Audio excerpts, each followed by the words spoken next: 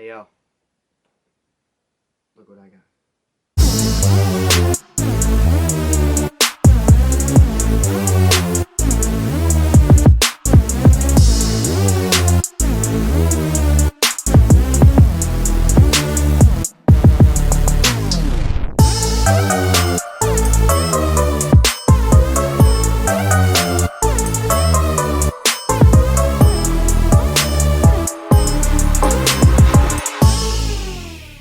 What's up guys, it's Marbletron here, back at it again with another video review. Today we're going to be looking at the brand new Marvel Legends Spider-Man Into the Spider-Verse, Miles Morales and Peter B. Parker figures. So first things first, if you're not already, I would really appreciate it if you follow me on Instagram at Marbletron. I'm almost at 3K followers on there, so if you're into toy photography, please check me out. Now that that's all out of the way, let's get into the packaging of these guys. So starting at the bottom of the packages, you can see the Spider-Man Into the Spider-Verse movie logo along with the name of each character. You have Hasbro on the bottom right. Looking at the top, you got Marvel Legends series, Build-A-Figure Stiltman, and you still have that amazing Spider-Verse movie logo. Looking at the back of the package, you have Marvel Legends series at the top right, a bio for each of the characters, and the rest of the figures you need in the wave in order to build the Stiltman. Taking a look at the side of the packaging, you have some really beautiful artwork of Miles Morales and Peter B. Parker from the Into the Spider-Verse movie, along with the logo again, and I think this looks great. Now that we got the packaging out of the way, let's open these guys up. Okay, so here's Peter B. Parker and Miles Morales out of their packaging, head to toe with all their accessories, and I am really enjoying these figures, especially Miles in particular, so let's get into him first. Let's take a closer look at Miles Morales' unmasked head. I gotta say, this is damn near perfect. The only thing I don't like is the little black mark you see on his forehead. I don't know why. I guess they did that to maybe give it a more animated look. I honestly don't see why. I think it could have just been better without it. But the hair looks great. I think they nailed the hair, that face.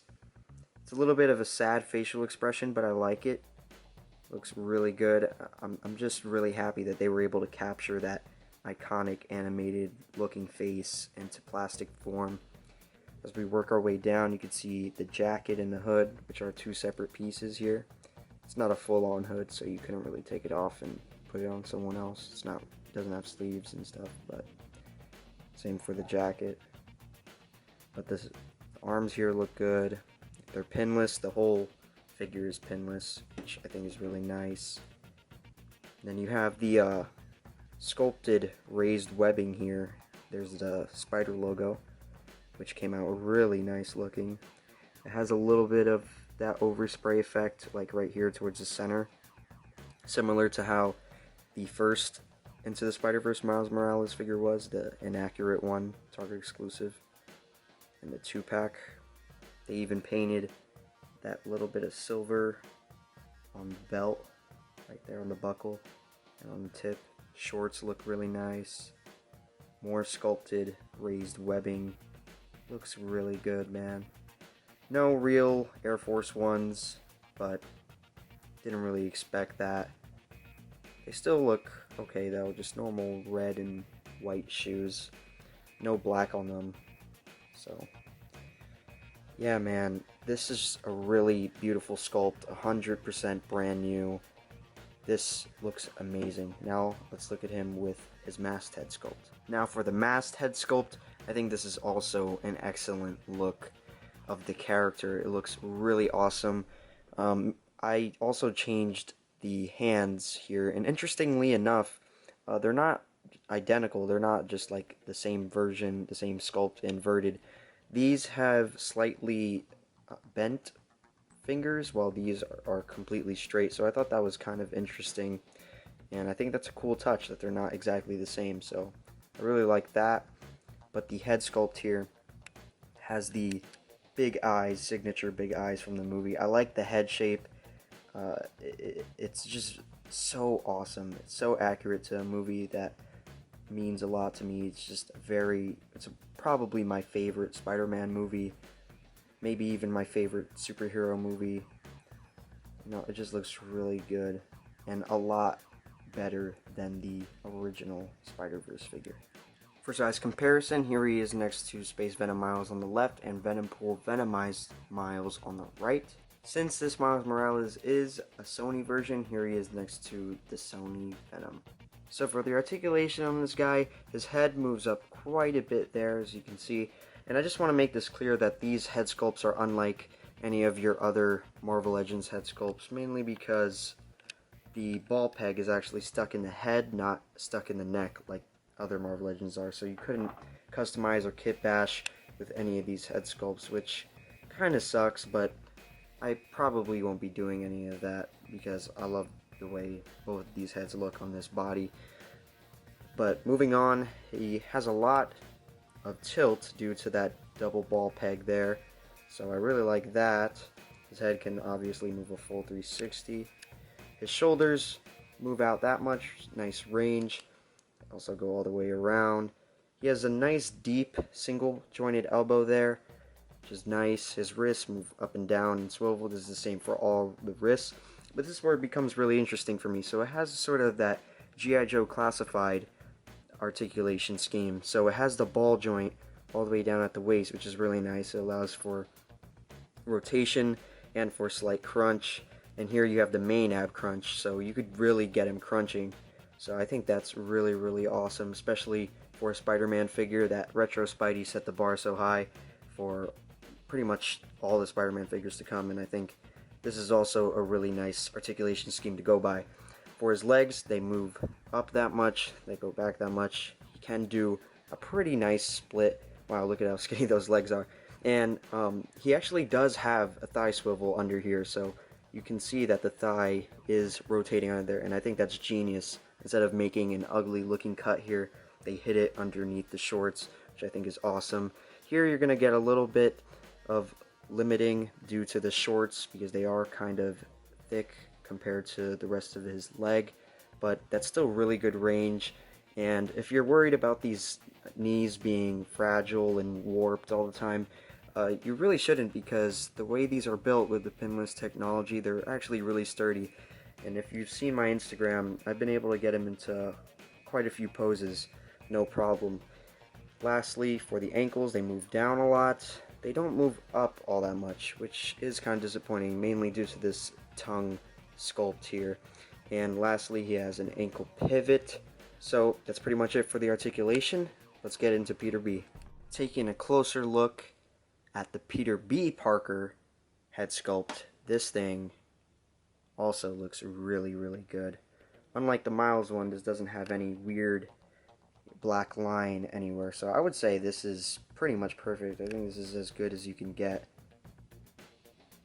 Look at that little 5 o'clock shadow there. The hair just looks straight from the animated movie. Looks really, really nice. As we work our way down to the body, you can see it.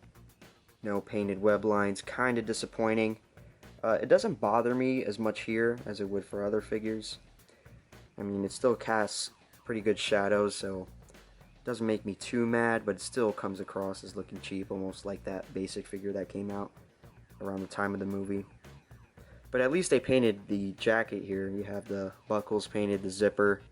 All the buckles are painted for all the pockets, so that's nice. There's the back there. Here's his pants. They're like a bluish, almost purple. I don't know how well that's coming across here.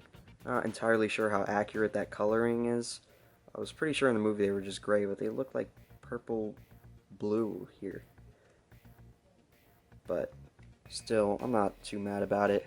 I like the pinless knees. Very sturdy knees, a little bit too sturdy.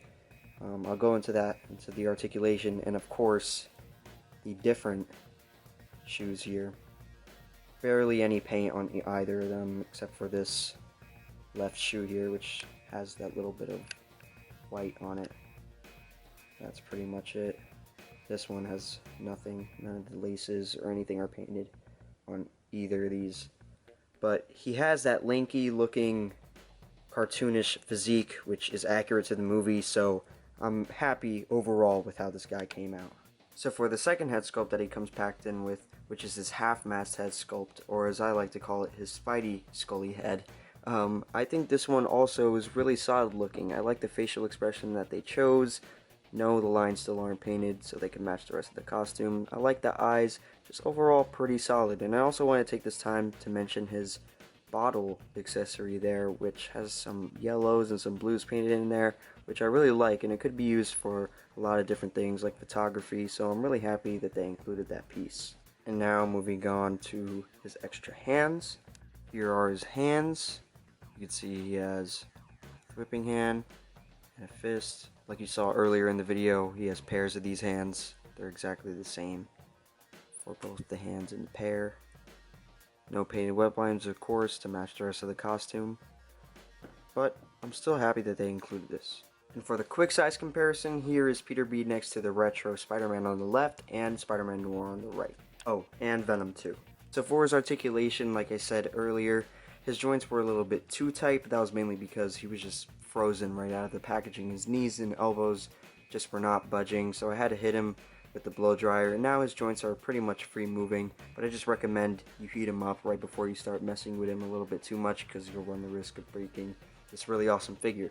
So starting up at the head, he has pretty good looking up, same for looking down, pretty good tilt as well. You see that. His shoulders have some good range, bicep swivel, double jointed elbows that are kind of tight. All his wrists, including the whipping hands, go in and out and rotate. At the diaphragm, it's kind of different from Miles. He has the same ball joint at the waist, but he also has a ball joint at the top here instead of the straight up ab crunch. So not really much range because of this thick jacket here. His legs kick up quite far actually, and they also move back pretty well. The splits are a little bit more limited, again, because of the jacket. He has double jointed knees, which were tight also, but also kind of limited by that jacket again. And lastly, for the ankles, they move down, up, and they do pivot, and there is a little bit of rotation here at these separate pieces, so I think that's pretty cool, and they all function the same. So that's it for the articulation.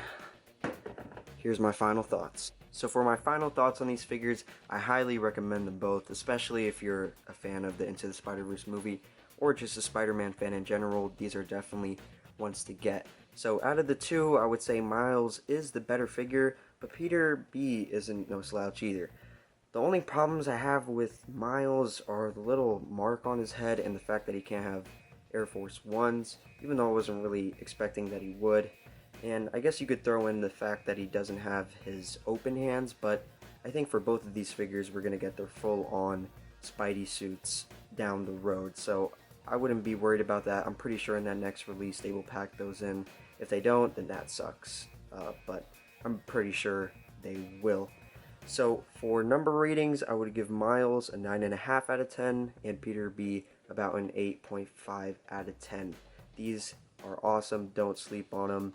Don't wait. We all know what happens to Spider-Man figures in the aftermarket. Just go get them. So I think that's pretty much it for the review. If you don't already, remember to follow me on Instagram at MarbleTron. I should have some pics of these guys up very, very soon. I'm going to be getting the rest of the wave in either tomorrow or probably Friday or Saturday. Since Thanksgiving's coming up, they won't be able to deliver probably. So we'll see how that goes. That's pretty much it. I'll catch y'all later. Peace.